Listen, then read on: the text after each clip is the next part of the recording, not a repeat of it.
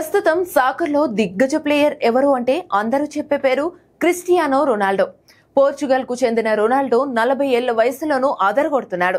ప్రపంచవ్యాప్తంగా ఉన్న అతడి క్రేజ్ గురించి ప్రత్యేకంగా చెప్పనక్కర్లేదు. ఇక ఇండియాలో కూడా రొనాల్డోకి ఫ్యాన్స్ ఉన్నారు. అయితే రొనాల్డో ఇండియాకి రానున్నాడా అంటే అవుననే సమాధానాలు వినపడుతున్నాయి.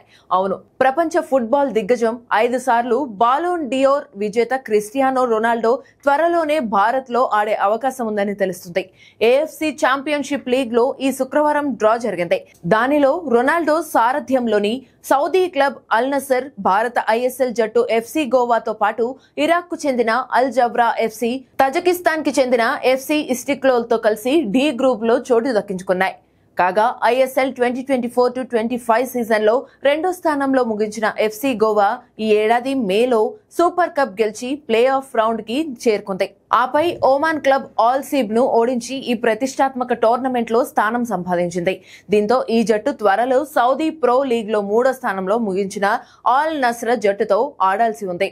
గ్రూప్ దశ మ్యాచ్లు హోమ్ అండ్ బయట ఫార్మాట్లలో ఆడతారు. కాబట్టి ఎఫ్సి గోవా హోమ్ మ్యాచ్ లో రొనాల్డో భారత్ లో ఆడతాడా అనే విషయం స్పష్టతకు రావాల్సి ఉంది. ఒకవేళ రొనాల్డో ఎఫ్సి గోవాతో హోమ్ మ్యాచ్ లో ఆడితే ఇది ఇండియాలో జరుగుతుంది కాబట్టి రొనాల్డో కూడా ఇండియాకి వచ్చే అవకాశం ఉంది. అదే జరిగితే ఇండియాలో ఒక మ్యాచ్ ఆడబోతున్నాడు రొనాల్డో. దీంతో ఈ న్యూస్ హాట్ టాపిక్ గా మారింది. ఇది ఇలా ఉండగా డిసెంబర్ లో లియోనెల్ మెస్సీ కూడా ఇండియాకు రానుండటం తెలిసిందే.